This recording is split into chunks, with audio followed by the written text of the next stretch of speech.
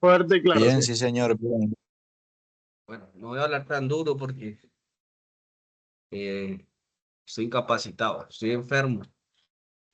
Bueno, se han presentado bastante inconvenientes con la clase. Vamos a iniciar la grabación, pero hoy contra todo pronóstico dije no, no puede haber más cancelaciones porque el curso por fecha mañana se cierra. Hay poquitos que me han enviado las evidencias, poco preocupado. Apenas eh, hoy ya les envié la retroalimentación ya les estaba enviando de retroalimentación, hoy envié las que faltaban del taller uno y el cuestionario 2 y apenas hay como 20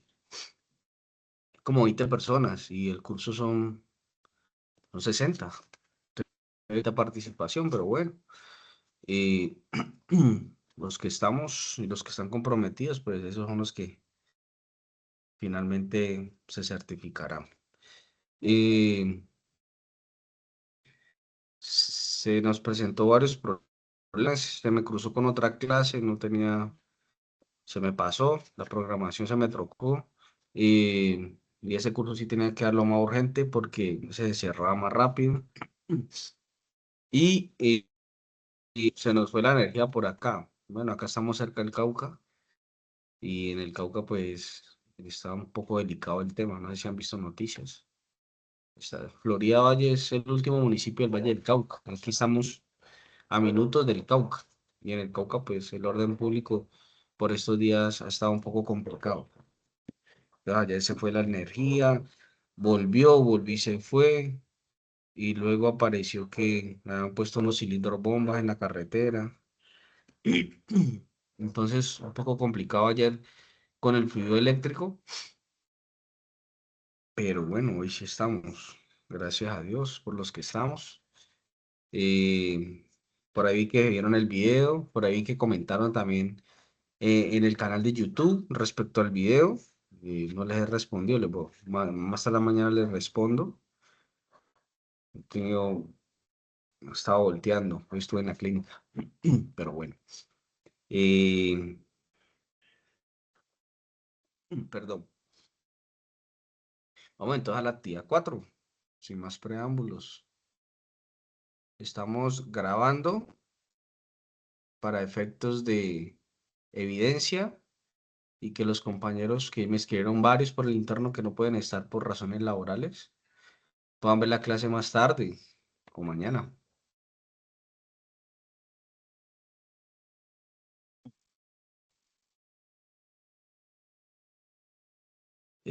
Alguien está pidiendo el enlace, mandémosle el enlace, el enlace al grupo. Listo. Ok. Estamos entonces en la actividad 4 componentes del sistema de inyección de combustible. Tenemos un material de estudio. Le damos clic aquí, ahí lo descargamos. Posteriormente le dan clic en esta flechita y ahí lo... Listo. Bienvenidos a los que están ingresando. Vamos aquí el ingreso. Ok. Están ingresando más todavía.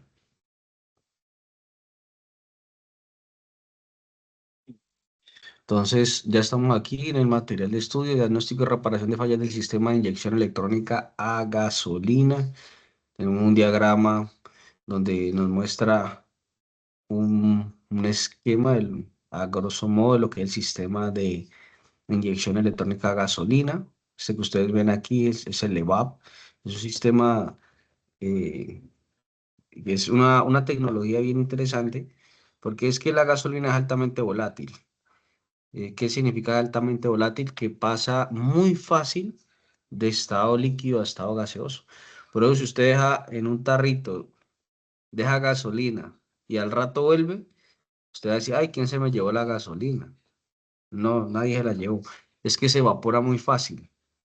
Bueno, pues ese proceso de vaporización también sucede dentro del tanque de combustible.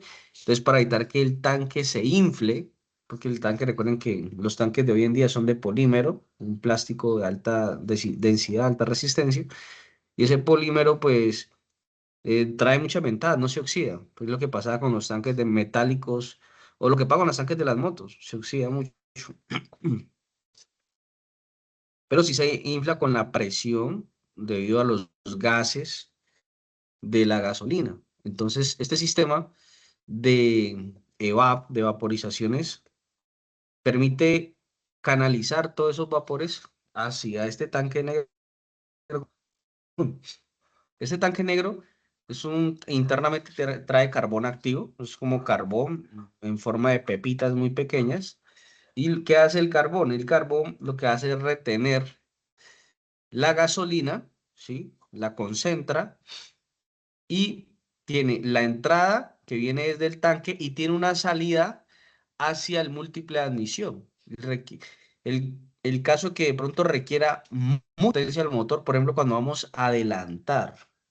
Vamos en la vía y queremos adelantar, entonces nosotros le pisamos el acelerador a fondo. En ese momento, la computadora entiende que el motor requiere máxima potencia, entonces hay una válvula que se va a abrir para que los gases que están aquí condensados en este sistema de carbón activado vayan directamente hacia el múltiple de admisión, generando una mezcla rica y como ya está ingresando más aire, logramos que haya una entrega de máxima potencia. ¿Sí? Historia de la inyección, bueno, esto nosotros ya hemos hablado un poquito de la historia, pero ustedes lo tienen ahí para que lo tengan, lo estudien con tiempito. Nos interesa hoy es hablar de las partes del sistema de inyección electrónica de combustible. Vamos a hablar de algunos sensores actuadores y dentro de esos actuadores obviamente están los inyectores y por eso me tomé el tiempo de hacerles un video, ¿sí? De hacer toda la grabación, todo el proceso, pues de pronto faltaron muchos detalles, pero pues también estaba solucionando el problema del cliente que tenía una falla en el motor, ¿sí? Pero también pues intenté aprovechar para hacer algunas tomas y podérselas compartir a ustedes. ¿Sí vieron el video? Los que están aquí conectados, ¿sí lo vieron? Sí, profesor, claro. Señor, sí, señor. Claro. Sí, sí, señor, sí lo vi. Ok, bueno, eso era lo importante que lo pudieran ver. Ahorita de pronto compartimos un pedazo del video para que analicemos algunos temas que no dije ahí, que me parecen importantes que queden clarificados. Listo, entonces hay un diagrama de control de un sistema de inyección electrónica, ¿sí? Entonces se llama o se conoce como señales de entrada input y de salida output. Entonces, las señales de entrada, un procesador, un cerebro que procesa esas señales y la salida que son las órdenes, ¿sí? Entonces, esas señales de entrada son de los sensores.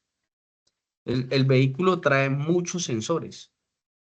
¿Y qué es un sensor? Es un dispositivo que tiene la finalidad, el objetivo de convertir una magnitud física, ya sea temperatura, altitud, presión, velocidad, revoluciones, ¿sí? Convertirla en una señal eléctrica que ustedes ya saben, es la forma en que se comunican las computadoras, un sistema binario, ¿sí? Entonces, esta señal eléctrica la envía a la computadora y de acuerdo a esa señal, de acuerdo a ese voltaje, el voltaje puede variar dependiendo del sensor, la mayoría varía en un rango de entre 1 y 4,9 voltios, ¿sí? En ese rango, porque un sensor, normalmente los sensores trabajan con 5 voltios, los que necesitan una señal de referencia, una señal de entrada, ¿sí? ¿Por qué? Porque hay sensores que no necesitan señal, sino que ellos generan señal, como por ejemplo el KS o el sensor de detonación. El sensor de detonación, que ahorita lo vemos, es un sensor que trae cuarzo internamente y el cuarzo cuando es sometido a presión, a vibraciones, genera voltajes. Entonces, este sensor es generador de voltaje. Obviamente es un voltaje muy bajo, milivoltios, ¿sí? Pero es un voltaje que dependiendo de la cantidad de milivoltios, la computadora va a entender que el motor está generando unas vibraciones y esas vibraciones normalmente vienen de la combustión. Entonces, los sensores envían esas señales. Entonces, el MAF, que es el del flujo del aire, el CKP, que es el de la posición del cigüeñal, es muy importante para darle encendido al motor, para que la computadora pueda enterarse en qué posición está cada uno de los pistones en el cilindro 1, 2, 3 y 4, cuando hablamos de un motor 4 cilindros, obviamente, y de esa manera pues poder realizar el proceso de inyección, que es una inyección secuencial, o sea, en secuencia, y para poder también mandar el alto voltaje o el salto de corriente de alta tensión en los electrodos de la bujía. Y así cada uno de estos sensores, el CTS o ST, ¿sí? Sensor de temperatura del motor. Recuerden que estas nomenclaturas o estas siglas son en inglés, ¿cierto? Entonces, por ejemplo, el CKP, Position Crankshaft, que es posición del cigüeñal. El ST es Engine Cooling Temperature, temperatura. Sensor de flujo de gases de escape o el H2OS, sensor de oxígeno. La IAT, Intake Air Temperatura, o sea, entra el aire, ¿sí? El aire que entra a la admisión. El sensor de presión absoluta, el MAP, Manifold Pressure Absolute. El TPS, o sea, la presión absoluta es el vacío. Cuando nos hablen de presión absoluta o presión negativa, ¿sí? Recuerden que hay una presión atmosférica, ¿sí? Que creo que son más o menos 14.7 atmósferas. Ve, 14.7, bueno, no nos vamos a poner a adivinar. Presión atmosférica.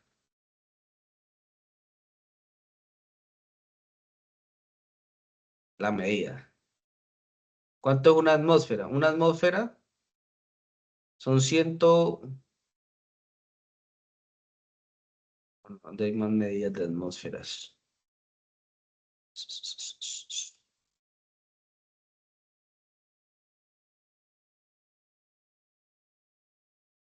O aquí, hay una atmósfera. A un bar. Una atmósfera es igual a un bar de presión.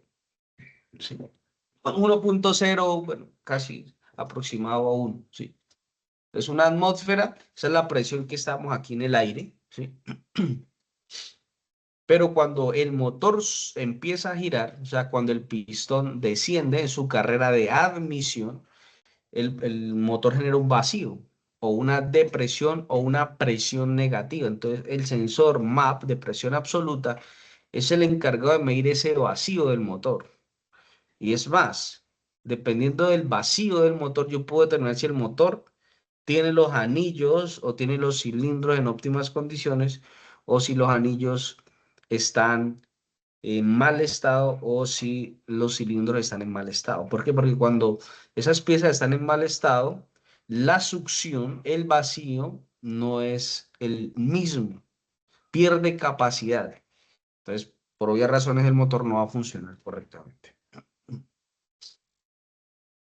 El TPS, que es el de posición de la mariposa, cuando pisamos el acelerador, esa moneda que permite el paso del aire, esa moneda tiene un sensor que mide la posición en que está esa moneda. Entonces, de acuerdo a la posición, el porcentaje de esa posición, la computadora sabe cuánto debe inyectar de combustible.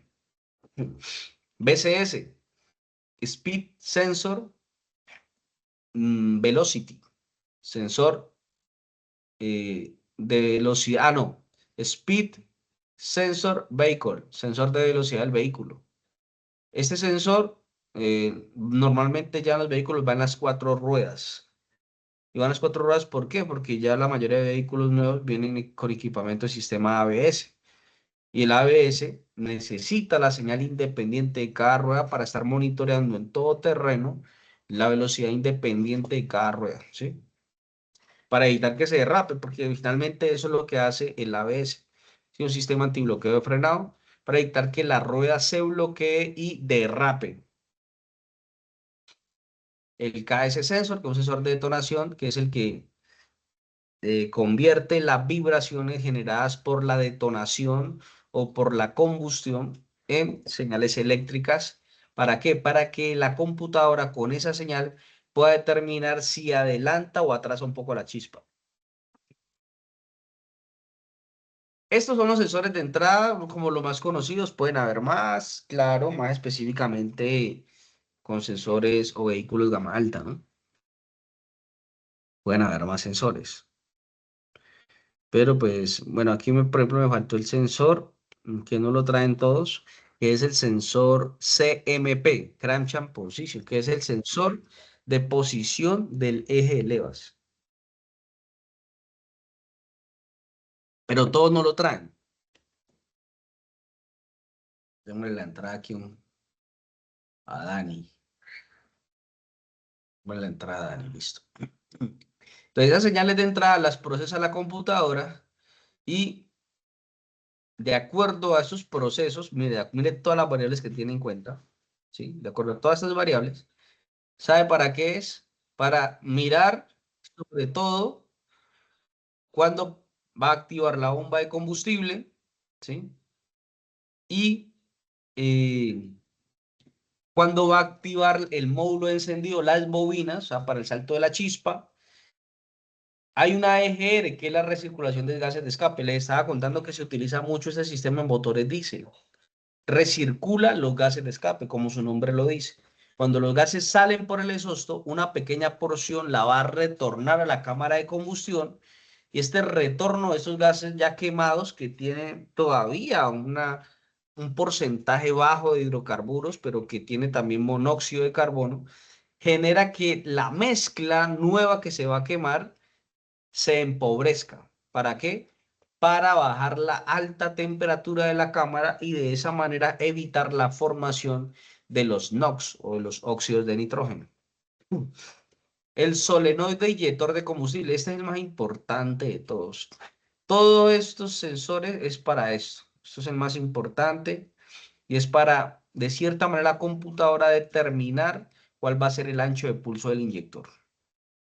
La IAC o la ISC, que es el solenoide de paso de aire de marcha mínima, que es el que permite que el vehículo se le calibre las revoluciones por minuto en mínima, o sea, cuando es un motor de 4 cilindros, alrededor de 750, 800 revoluciones por minuto, debe mantenerse ahí estable y eso lo va a hacer la IAC, ¿sí?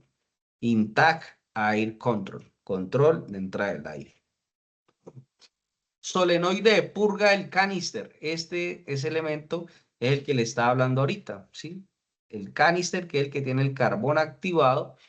También el solenoide es el que va a permitir que todos esos gases que se acumularon del tanque, que están ahí en ese carbón activado, cuando el motor requiera máxima de potencia, salen esos gases, entonces no se desperdician y el tanque pues no se va a inflar debido a esos gases, porque si no tocaría dejarlo salir al ambiente y eso generaría contaminación y generaría pérdida de combustible. Pero esta tecnología lo que hace es aprovechar aún los gases que están en el tanque. Entonces, esto genera lo que es un ahorro de combustible. Y la bomba de combustible, que en el video les mandé cómo se hace esa prueba de esa bomba, ¿no? Esa bomba de combustible, que es la encargada de qué? De generar la presión, que ahora está como unos 60 psi, ¿sí? Eso puede variar un poco, ¿no? Hay que mirar siempre el manual.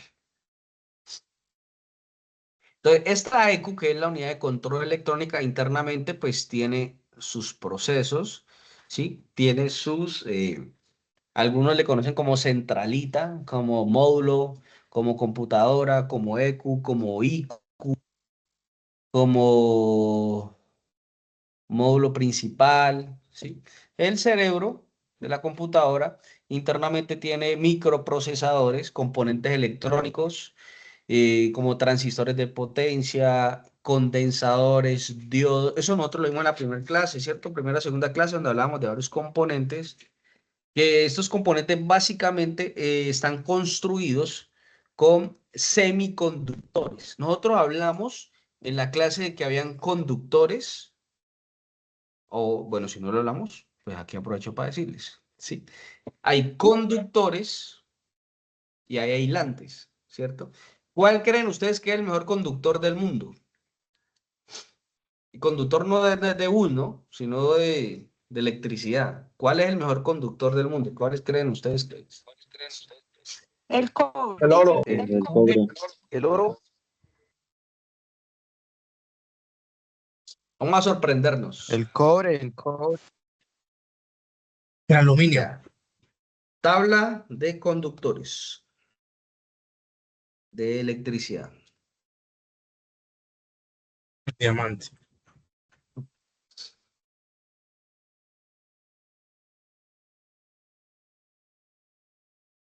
Tabla de conductores de materiales. Materiales. Yo creo que encontré que la plata. Listo. Plata, cobre, oro y aluminio. Vamos en el top 4. Plata, Platino. cobre, oro, aluminio. ¿Cómo? Platino. Platino está por allá como en 12. Pero bueno, ¿qué es lo importante de esto? Que hay una tabla que me permite determinar que hay ciertos materiales que son mejores conductores del mundo, pero igual son conductores. Entonces, estos grupos se dividen en conductores, aislantes y semiconductores, o sea, que están en la mitad. Entonces, los ejemplos de los conductores, le dimos que era la plata, el cobre, el oro, el aluminio, el latón, el zinc, el cobalto, el níquel, el hierro, el acero, el platino, el estaño, el plomo, ¿sí? Con el estaño incluso se hacen las soldaduras especiales cuando uno hace un empalme eléctrico y quiere darle firmeza y quiere garantizar ese empalme, uno trabaja con estaño, el estaño también es conductor. Ahora, entonces, los conductores son los que permiten el flujo de los electrones, o sea, de la corriente eléctrica. ¿Qué son los aislantes? Todo lo contrario, lo que se opone al flujo de electrones. Dígame ejemplos de aislantes. El caucho. El caucho, Sí, el La madera. PVC. La la baquelita, madera, la mica. ¿sí? El corcho, el algodón, el papel. Los pegamos. Ujú. Exactamente. Muy bien. El caucho se utiliza mucho, ¿sí? Porque inclusive el caucho es el que, con el que se recubren los, los cables, ¿sí? Eh, para que pueda aislar la corriente. O sea, todo lo contrario, lo que se opone al flujo de la electricidad a la madera. Ahora, los semiconductores son los que están en la mitad. Ni son buenos, ni son malos. Y hay dos, son los más conocidos. Se llaman el silicio Silicio y y el germanio. cianuro.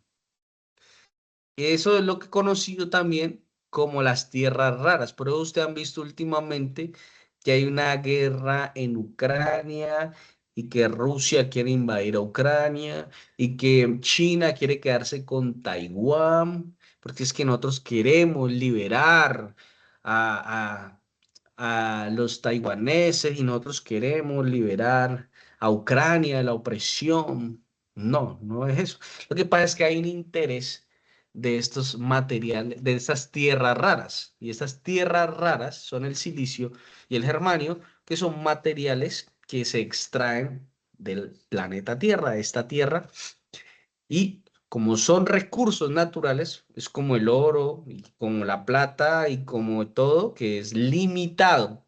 Y esto tiene una demanda muy elevada hoy en día, porque es que todos los componentes electrónicos, los celulares, las tablets, los computadores, las computadoras de los vehículos, todo lo que tenga que ver con electrónica se fabrica con tierras raras. O sea, la materia prima es el silicio y es el germanio. Todos los microprocesadores son creados con silicio y germanio. Entonces, hay una alta demanda por esta, digamos que esa es la pelea por este tipo de materiales y que Ucrania pues tiene grandes, por así decirlo, yacimientos, concentraciones de este material, igual que Taiwán. Eh, y les digo esto ¿por qué? Bueno, porque aquí en lo que estamos viendo nosotros, en estos módulos de computadoras, estos módulos electrónicos, pues todos esos microprocesadores que son los transitores de potencia, los micros y memorias están construidos con estos elementos. ¿Qué vamos a encontrar aquí adentro? Vamos a encontrar una memoria ROM, una memoria RAM, ¿sí? Entonces, fácil como un computador, ¿cierto? Una memoria ROM y una memoria RAM.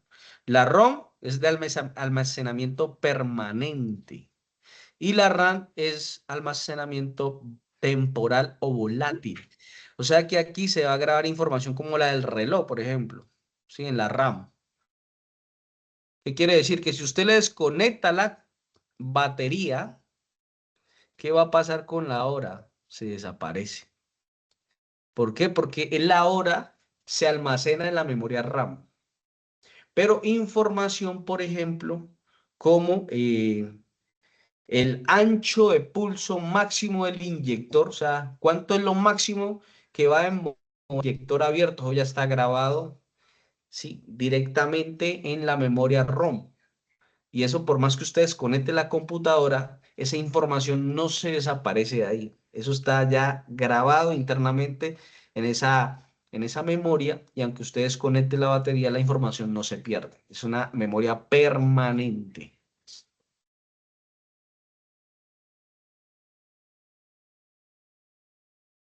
Listo. Hay una memoria que es PROM, que es la memoria programable, ¿sí? O sea que aquí me permite, con esta memoria y obviamente con un escáner avanzado, puedo entrar a variar o a reprogramar ciertos parámetros. Eso se hace mucho en los vehículos de competición, en los vehículos deportivos. Los vehículos que están o que van a las pistas de carreras, se necesita que los motores sean más revolucionados de lo normal. Normalmente los motores comerciales están limitados a 6.000, 6.500 revoluciones por minuto. Por más que usted acelere el motor se protege y por más que usted acelere, cuando la ECU detecta que ahí está el máximo de las cercanas a las 6.500, corta la inyección, se llama corte de inyección de combustible. ¿Para qué? Para proteger el motor. Pero en las carreras a nosotros no nos importa eso, a nosotros nos importa proteger el motor, lo que importa es ganar. Entonces yo puedo modificar el ancho de pulso del inyector y llevar el motor a 7.000, 7.500 revoluciones, que es malo para el motor, sí, pero no nos importa. Que la vida útil del motor no importa, queremos es ganar. Entonces ahí modifico todos esos parámetros y eso permite que el motor que ese vehículo corra más, ¿sí? Uy, que ese carro está envenenado. Sí, claro, hay modificación de parámetros, como por ejemplo las revoluciones máximas permitidas de la computadora, y eso solamente se hace con pues, equipos avanzados, ¿sí? Y obviamente ya cuando se hace eso, se pierde la garantía del vehículo, ¿no?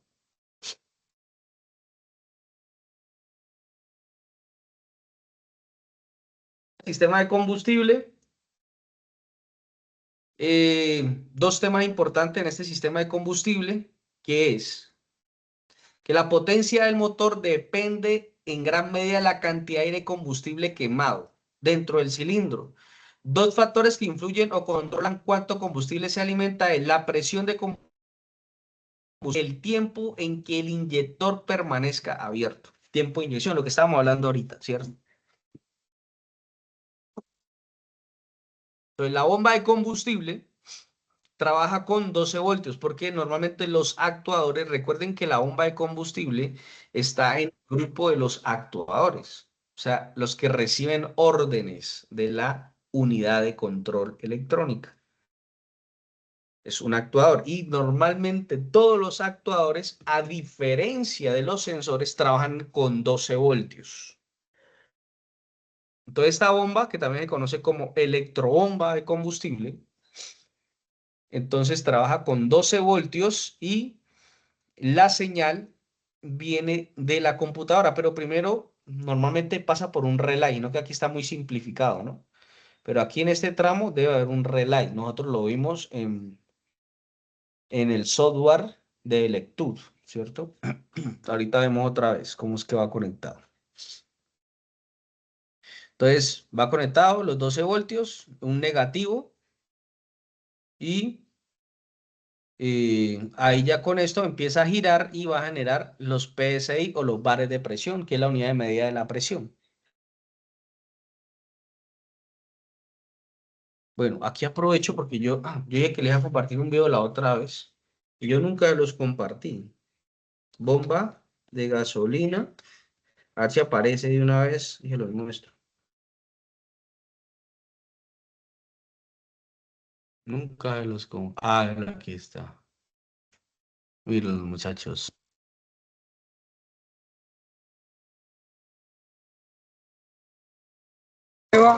Se denomina prueba de consumo de corriente. Conectamos nuestro multímetro en serie y esta debe ser la lectura: 6.1 amperios a 50 PSI. Si quieres saber más amperios, Listo. Entonces, esta no se la había mostrado. En el video que les mandé ayer o anteayer por estos días, estaba la prueba de presión, ¿cierto? Donde mide la presión de combustible. Marcaba más o menos 60 PSI. Y cuando acelerábamos, la presión variaba. Entonces, esa presión no puede variar. Debe mantenerse constante. ¿Por qué? Porque cuando usted exige, cuando usted pisa el acelerador, usted exige combustible y si la presión se cae, pues no la va a entregar. No va a entregar la cantidad o el caudal que requiere el motor en ese momento. Entonces, esa presión se debe mantener siempre estable. Entonces, por eso decíamos que había un problema ahí y ese problema pues era por el inyector que estaba inyectando más gasolina de lo normal. Pero la otra prueba se llama la prueba de consumo de corriente. Recuerden que esto es un motor y consume corriente. Entonces, si este motor está consumiendo más corriente de lo normal, puede ser que esté entrando en corto, se esté calentando.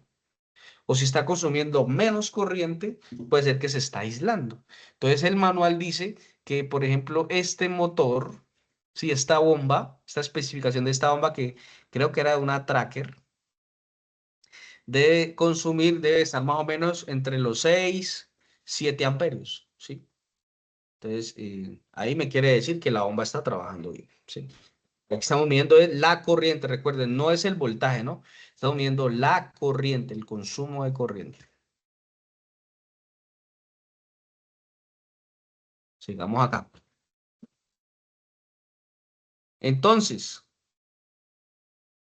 lo que les dije ahorita, o sea, la bomba,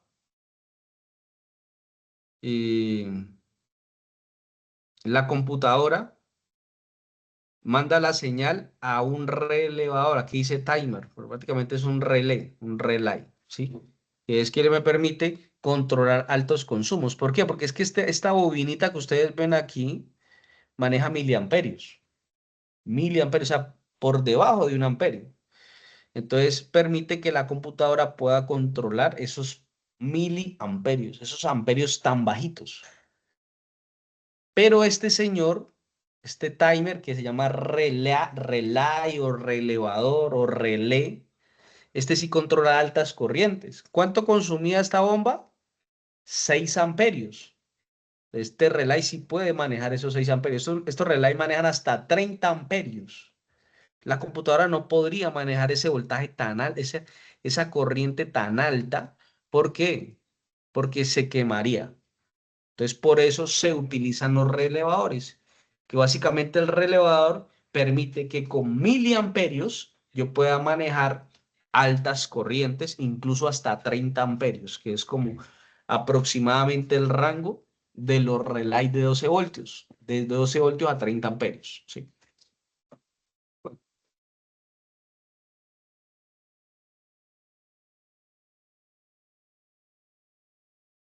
Está el otro componente que es el regulador de presión, ¿sí?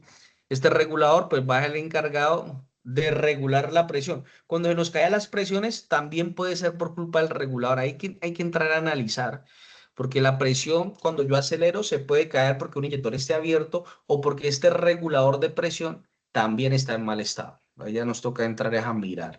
Estos reguladores de presión, algunos van instalados en el riel de inyectores u otros, o ya digamos que la mayoría ya vienen instalados directamente en la bomba. Y les voy a decir por qué. Riel de inyectores, regulador en el riel.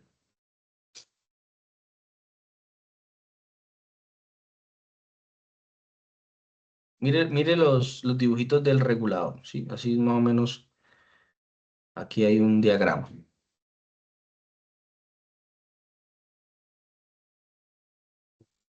No, pero no, eso no me sirve. Regulador en el riel. Bueno, miremos si es que aquí yo no lo tengo. Aquí está el mismo. Más para abajo. Bueno, lo voy a explicar sin la imagen porque no lo encuentro.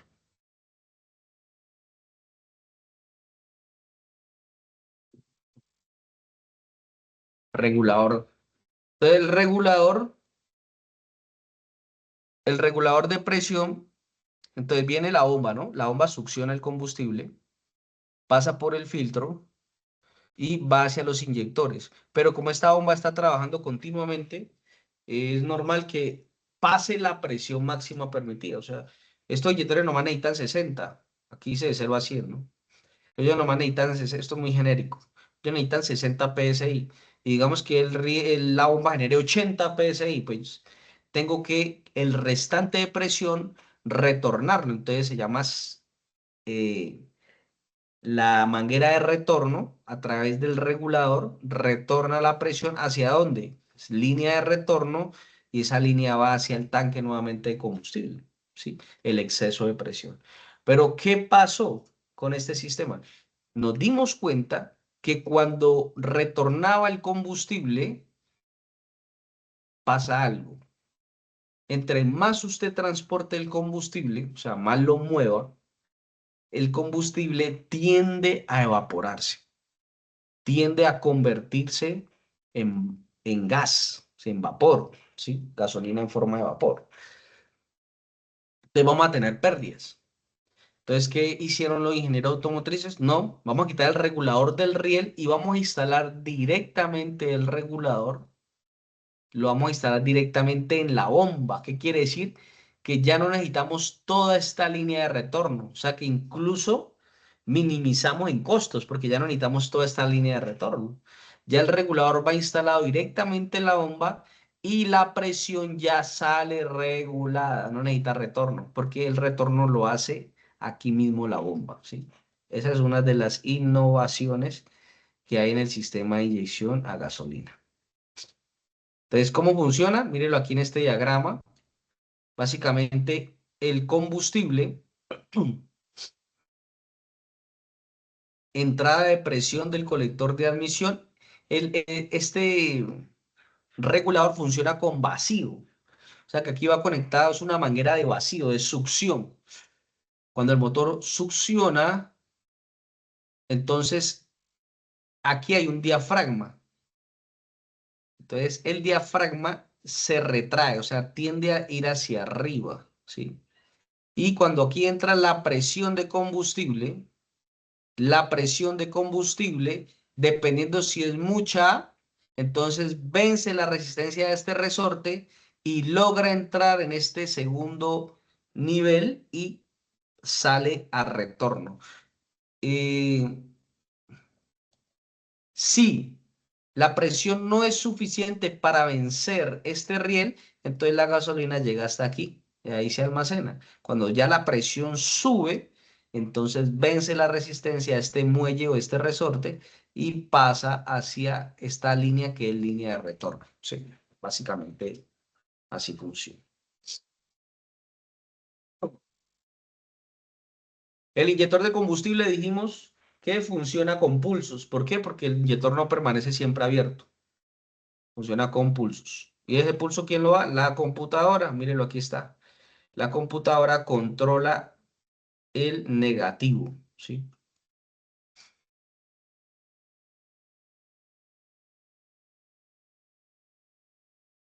La inyección, ya sabemos que la que utilizamos es la secuencial. La otra no se utiliza. Esto ya no se usa. Porque estas dos generan mucha pérdida de combustible. Simultánea y grupal ya no se utiliza. Aquí está mostrando cómo es la inyección en grupo, cómo es la secuencial, ¿sí? Mire que aquí la de grupo funciona de dos. ¿Vea? Esta señal está compartida. ¿Vea? Aquí se ve que está compartida, pero esta no. La secuencial es una señal independiente. Cada inyector, porque esto es un dibujo de un inyector, que es como una bobina, cada inyector tiene su propia señal porque requiere total independencia en el control, en la apertura y en el cierre. Y ahí es donde se logra obtener el máximo de rendimiento y con digamos, con la menor contaminación posible por hidrocarburos. La IAC, que esta es la que regula el aire, ¿sí? Que es el solenoide de paso del aire mínimo. Es un motorcito, ¿sí? Es un motor que funciona a 12 voltios que permite el paso del aire. Entonces, básicamente, esta mariposa, aquí ustedes viendo la mariposa de aceleración, ¿sí? Esta es la mariposa de aceleración. Esta mariposa en los carburadores sí está así como ustedes la ven aquí. Pero los de inyección, esta mariposa es totalmente cerrada. Ella mantiene totalmente cerrada. Usted la pone a la luz y no puede entrar ningún rayo de luz porque ella mantiene totalmente cerrada. O sea que por ahí no entra el aire. Entonces, ¿cómo va a entrar el aire? Entra por el solenoide, por aquí. Por eso ustedes ven la flechita por acá. ¿Sí? Ingresa por acá y ahí pasa triple emisión. Entonces, esta regula las 800 revoluciones en mínima. Pero cuando ya acelero, entonces no solamente va a entrar aire por aquí, sino que también entra por la mariposa. Esa es la forma en que se regula la mínima. Y también hay un tornillo que, pues lo ideal es no irlo a mover porque esto ya viene calibrado, que es para regularlo mecánicamente. Por eso es que esos motores a veces se aceleran solos, se desaceleran, se aceleran, se apagan. ¿Por qué? Porque han movido esta calibración del tornillo de regulación en mínima y no saben calibrarlo y queda pasando aire por acá y aire por todo lado. Hay exceso de paso de aire, entonces el motor se vuelve loco. ¿Listo? Esta es la válvula de AC como físicamente, pues ellas pueden variar, hay muchos modelos, muchas formas, pero esta es como la más, que más utiliza. Bueno, y este ya es distribuidor.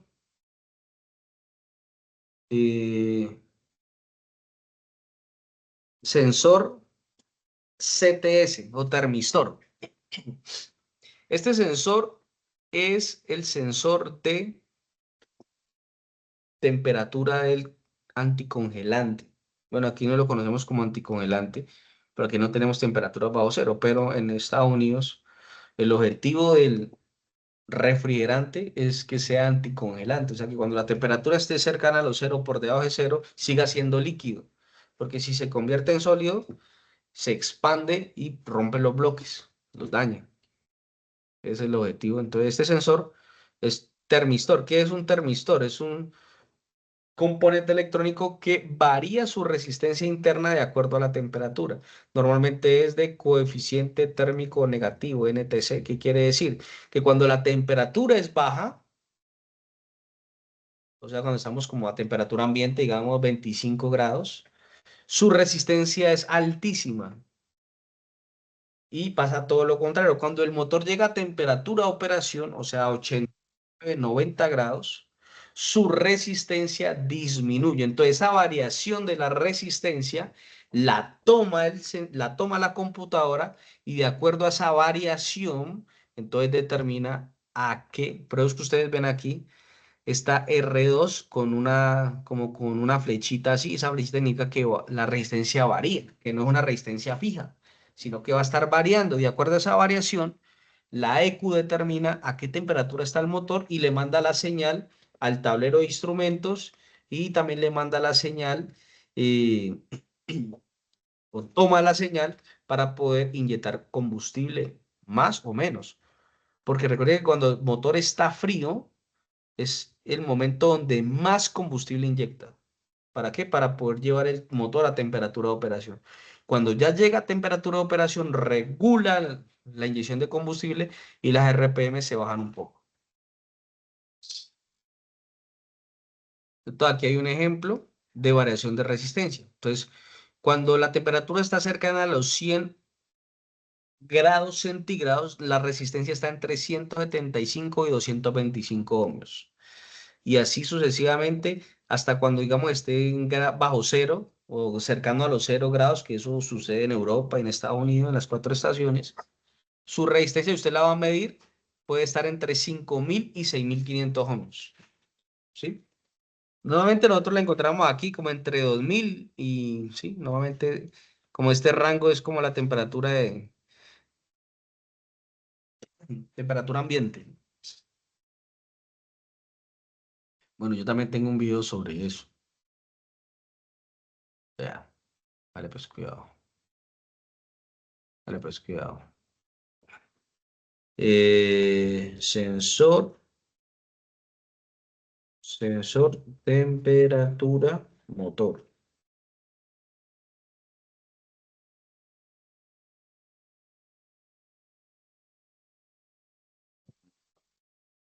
Sensor IAT. Este es el sensor IAT. Este es el de entrada del aire.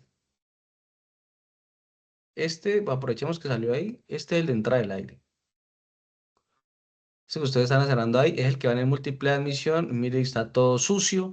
Cuando está todo sucio, pues es un sensor que no permite sensar bien. Entonces, con una llave 22, la idea es desmontarlo y con un limpiador electrónico o limpiador de cuerpo de aceleración, quitarle todo esa eojim, porque es que mire que sale negro. O sea, sale el pues, totalmente pues negro y indica que está contaminado y esa contaminación no permite que sense bien. O sea, el sensor de temperatura del aire o IAT, Intact Air Temperature.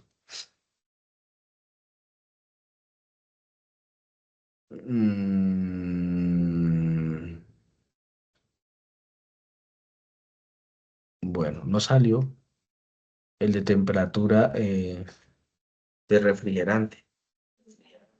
Seguro lo tengo con otro. Seguro lo tengo con otro nombre.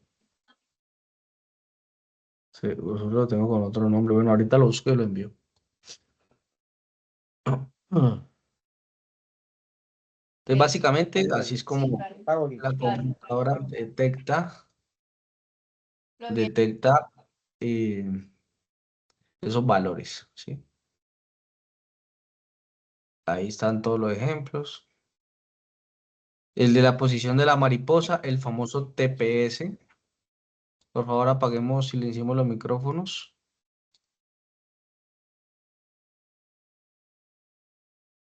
Bueno, aquí manda Viviana un dibujo. Dice que sí, lo tienen ahí lo pueden estar no había visto el chat.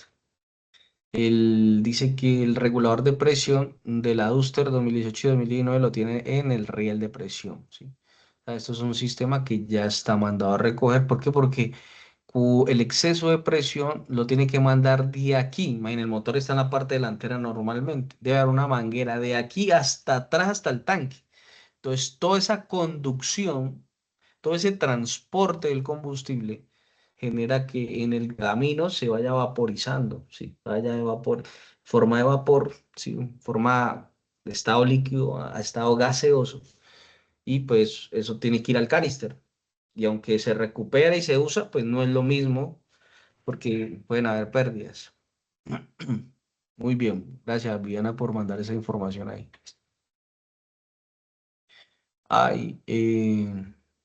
El sensor TPS es un sensor que mide en la mariposa de aceleración, o sea, la posición. Entonces aquí muestra, cuando está abierto totalmente, debe haber un voltaje de 4.9 voltios, ¿sí? Y cuando está cerrado, el voltaje está cercano al 0.5 voltios. Entonces ahí empieza a variar. Dependiendo de la posición del acelerador, varía entre 0.5 y 4.9 voltios. De acuerdo a ese voltaje, la computadora entiende a qué revoluciones por minuto debe de ir el motor en ese momento. Perdón. Normalmente son 3 cables, ¿sí? Normalmente son 3 cables que va a llevar el potenciómetro. También conoce como potenciómetro porque internamente es un potenciómetro, o sea, su resistencia varía, ¿no? De acuerdo a la posición del acelerador. Entonces tiene un negativo de la computadora, tiene un voltaje de referencia que son 5 voltios y tiene una señal, un voltaje de señal que es el que retorna a la computadora. ¿Listo? Son 3 señales. Entonces cuando uno revisa el TPS, le debe revisar que tenga masa. Que un sensor si no tiene masa no va a funcionar. Que tenga los 5 voltios, voltaje de referencia. Y que tenga la señal, voltaje de señal, que es el voltaje que va a retornar, que debe estar entre 0,5 y 4,9. ¿Sí? Pues cualquiera que les falle, el potenciómetro, el sensor de posición de mariposa no va a funcionar bien. ¿Y qué pasa? Que no, cambian el sensor, van y lo compran nuevo, se lo instalan y sigue con la falla. Normalmente esta falla es que usted acelera y se demora. A veces, o sea, no, no es la única falla relacionada con este sensor. Cuando la presión de combustible no está bien, también pasa eso. Hay que ya entrar a revisar. Pero también puede ser que el sensor esté malo. ¿Por qué? Porque la reacción es tardía. Usted acelera y se debe acelerar. Puede estar relacionado con este sensor. Pero no quiere decir que el sensor esté malo siempre. Hay que revisar estos 3 elementos. O sea, estas 3, el voltaje de referencia, o sea, que esté en los 5 voltios, que tenga la masa y que esté la señal de retorno o el voltaje de señal entre 0,5 y 4,9. Si todo esto está bien y el escáner me está mostrando TPS, cuando el escáner me muestra mi TPS, sensor de posición, no está diciendo que vaya y cambie el sensor, no. Me está diciendo que ahí hay un problema. Entonces yo tengo que entrar con el multímetro a mirar si el problema está en los 5 voltios fijos que le llegan, si el problema está en la masa o si el problema está en la señal de retorno, que debe estar entre 0,5 y 4,9 voltios. No, todo eso está bien. Vaya a la fija que es el sensor, que ya todo está bien. Ese sensor trae 3 pines. Si esos 3 pines tienen bien la señal, vaya a la fija, cambie el sensor. Pero no empiece no, cambiemos el sensor. No, siguió la falla. Vamos a medir. Era la masa. Es que el cablecito se había roto en una parte y era la masa y ya quedó. Pero le hicimos cambiar el sensor al cliente. ¿Por qué? Porque hicimos mal un procedimiento. Sí. Eso ocurre mucho, lastimosamente. Bueno, ahí tienen las pruebas que se le hacen, porque se puede hacer prueba de resistencia también. ¿Sí? Prueba de resistencia. Está el sensor BAF, este sensor no es tan utilizado, que es el de flujo del aire, ¿sí? Mueve una paleta, se utiliza mucho en los Mitsubishi Montero. Mueve esta paleta y de acuerdo a esta paleta, determina cuánto aire está entrando.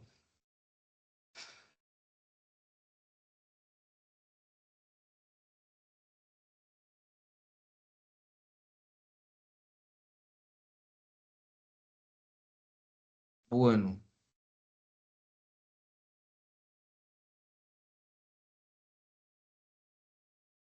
Y la última, miremos aquí.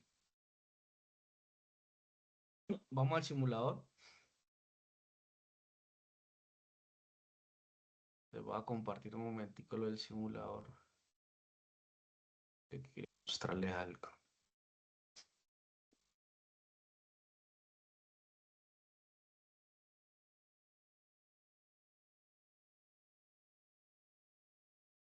Experimentarla, iniciar simulador. Entonces, ustedes vieron en el video que las revoluciones se caían. Perdón, se caían era la presión. Bueno, aquí yo tengo un indicador de presión de combustible, yo lo instalo, ¿sí? Aquí está el indicador de presión de combustible. Ahí me está marcando 0. 0 kilopascales. Recuerden que la presión se puede medir en varias unidades de medida, ¿no? Bares, kilopascales, PSI, y hay otras unidades. Pero aquí lo que vamos a mirar es esto. Sacamos aquí el salpicadero y lo prendemos. Además, se fue cuando ya abro el switch sin prenderlo, la bomba va a trabajar para mandar la presión al riel, ¿sí? Y ahí, esa es una prueba también que yo puedo hacer. La prueba es que ahí la presión se debe mantener, ¿sí? No se puede caer otra vez a cero, porque significa que el regulador está mal. Si sube la presión ahí mismo se cae, ahí tengo un problema con el regulador que no está regulando la presión, no la está manteniendo. La presión mantiene ahí en 200. Y si yo lo acelero, vamos a ver qué pasa. La presión está quieta, está intacta, ¿sí? Ella mantiene ahí fija, mire. Ahí mantiene la presión. Entonces, esta presión se mantiene intacta. Pero ¿qué pasaba en el video que les mandé? La presión variaba, ¿sí? La presión se movía, o sea, ahí hay un problema. Entonces, miremoslo un momentico.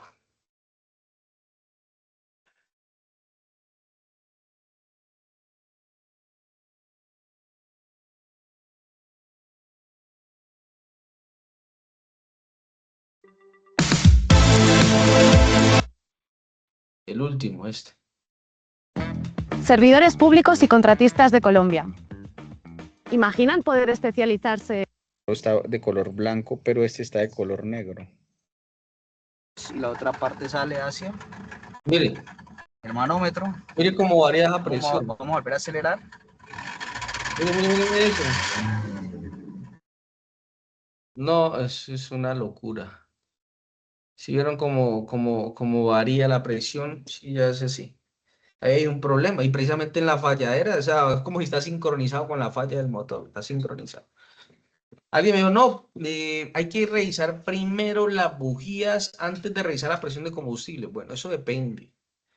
Eso depende, porque obviamente las bujías hablan. O sea, si ustedes montan las bujías, si usted, cuando va a comprar un carro, yo les recomiendo desmonten las bujías. Si las bujías están nuevas, sospechen que las cambiaron para que usted no determine el estado de la bujía, ¿sí? Y usted le desmonta las bujías y las bujías le dicen a usted si está consumiendo gasolina, si está consumiendo aceite, si está quemando bien, si está pasando refrigerante al motor. O sea, la bujía le puede decir de todo a usted. Entonces, cuando nosotros vamos a esas bujías, 3 quemando bien y una estaba empapada, estaba húmeda. Quiere decir que no estaba quemando bien. Se revisó el sistema de encendido, la chispa estaba saltando bien. Entonces, ¿qué quiere decir? Que le estaba pasando mucha gasolina y la bujía no alcanzaba a quemar tanta gasolina, lo que llamamos nosotros la mezcla rica, ¿cierto? Pues en ese Spark GT bajar la bujía no es fácil. Hay que bajar todo el cuerpo múltiple de admisión.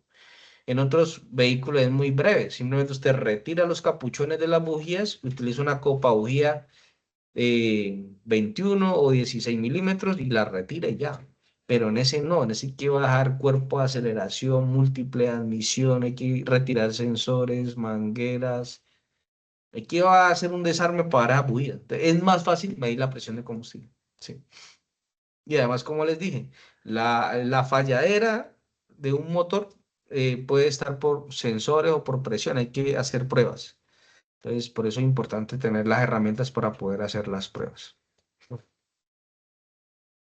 Entonces, bueno, eso era lo que quería decirles, muchachos.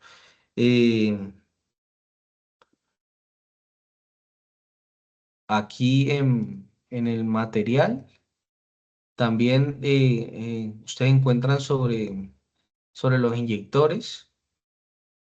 Creo que estaba aquí en la información sobre los inyectores. Miremosla. Que la podemos pasar muy rápido. Inyectores.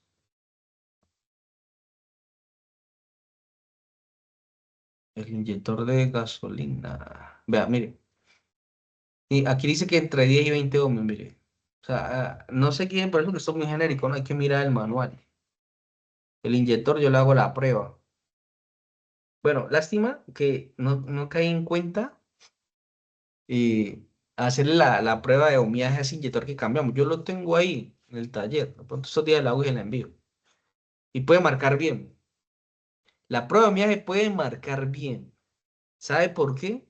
Porque está a temperatura ambiente. Pero ¿qué pasa? Cuando el motor trabaja y se calienta el motor y se calienta el inyector por el flujo de la corriente, puede ser que la resistencia se abra y en algún momento no mida nada o pueda variar la resistencia. Entonces, no se confíen de la prueba de resistencia nomás. Por eso tuve que desmontar los inyectores y llevarlos a un probador de inyectores para mirar las tres cosas que les di. Ya con esto terminamos, ya son las 8. Con esto terminamos para mirar que lo que es la prueba de aspersión, ¿sí? Que esté inyectando el combustible en forma de abanico, para mirar que prueba de estanqueidad, que el inyector esté sellando bien, porque es más el tiempo que el inyector está sellando, o sea, no permitiendo el paso de gasolina, que lo que está abierto. Entonces tienen que hacer bien el trabajo de sellar, que no empiece a gotear, porque ese goteo genera una mezcla rica, genera una combustión incompleta y genera un consumo excesivo de combustible y una falla en el motor. Y la tercera prueba, que es la prueba de llenado, que es la más importante, prueba de llenado en una probeta de mililitros para verificar que todos los inyectores están llenando parejos. Básicamente es eso.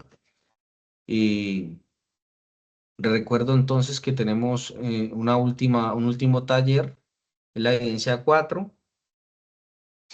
Esta evidencia 4 colocan nombres, apellidos, la fecha, el curso, el instructor, complementan aquí, de acuerdo a lo que vino en el material, lo que vimos en la clase y lo que vieron en el video, van a complementar aquí.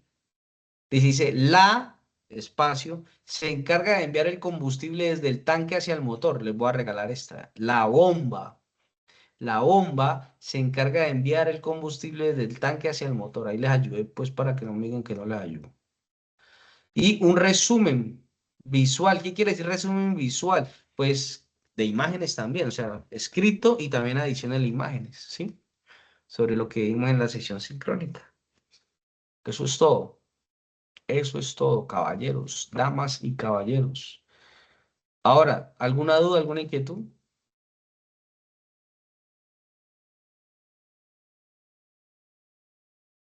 Importante, mañana es el último día.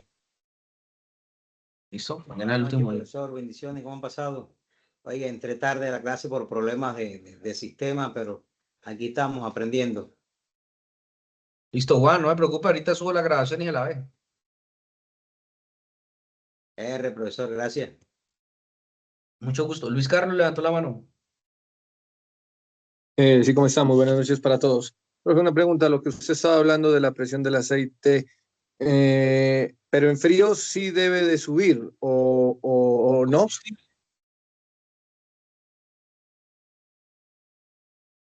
Estaba hablando de presión de combustible. Sí, pero no, sí, estaba hablando de presión de combustible, pero también estaba, o sea, la pregunta mía, o sea, es una pregunta general. La presión del aceite cuando está frío, ¿sí debe de subir? No. O sea, cuando está sin prender. No. O sea, cuando está en frío, o sea, en el momento del arranque.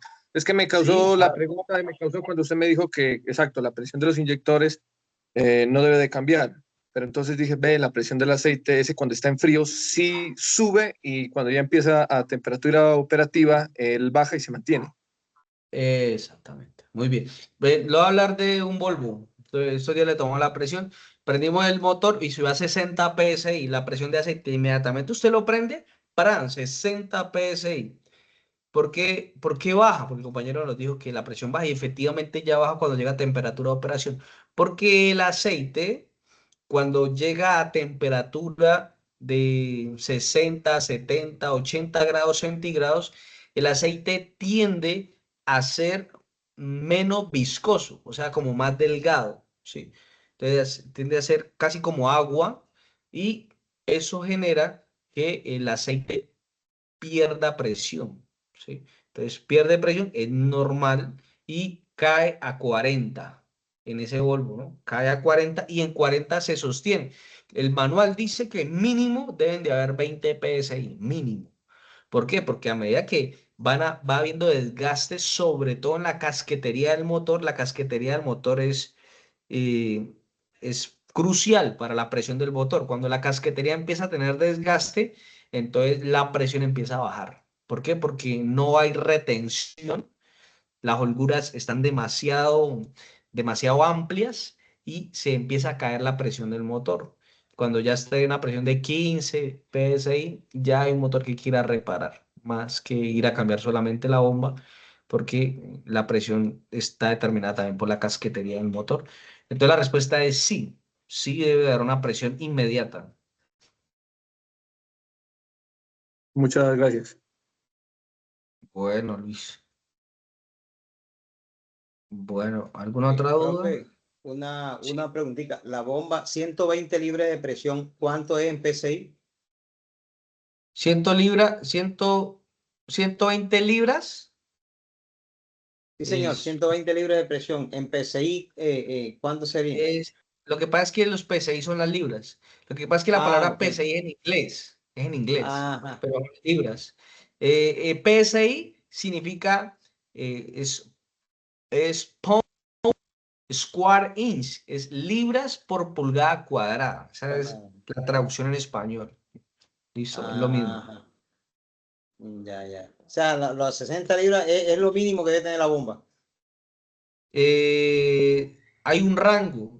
Por ejemplo, los motores Skyactiv de Mazda, los Mazda 2, esos Mazda 3, Gran Touring, normalmente manejan una presión hasta 70 PSI. Pero hay motorcitos de inyección electrónica como, digamos, usted el Chevrolet Optra, puede manejar una presión hasta de 50 PSI, pero digamos que están en ese rango, entre 50 y 70 PSI. Ya. Otra preguntita, los inyectores, hay unos inyectores que traen 4 orificios. ¿Eso inyectan lo mismo que el que trae un solo orificio? El que les mostré en el video es de 4 orificios y no sé si haya de uno, no sé, no creo que haya de un orificio, normalmente son de 3 orificios, de 4, pero tiene menos orificios, digamos que tuviera 2, que es muy difícil, igual el tamaño del orificio debe ser un poco más grande, ¿sí? Pero la idea es que tenga entre más orificios mejor, porque eso lo que hace es mejorar la pulverización del combustible. Vale, vale. Muchas gracias, profesor. Bueno, Juan.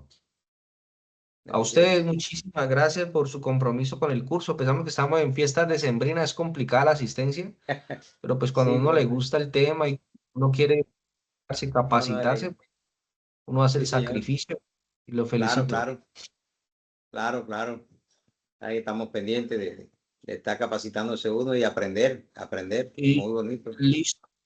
Muy bien, le recomiendo pues el curso de acá mañana. Yo mañana voy a mandar temprano un listado de aprendices a certificar ya. Vamos a mandar mañana el listado de los que están al día. Califico lo que esté pendiente y les mando el listado en verde, que son los que ya se certifican, y mando un listado en amarillo, que son los que están graves, que están pendientes, y uno en rojo, que son los que ya no han enviado nada.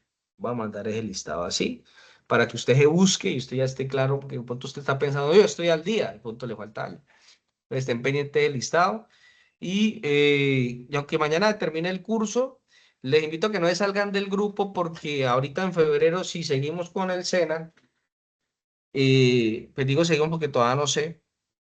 Entonces, seguimos mandando más cursos y de pronto el otro año salen otros nuevos. Entonces, no se salgan porque yo envío. Que tengan una feliz noche. Bendiciones para todos. Muchas Igualmente, gracias, profe. profe. Una feliz noche.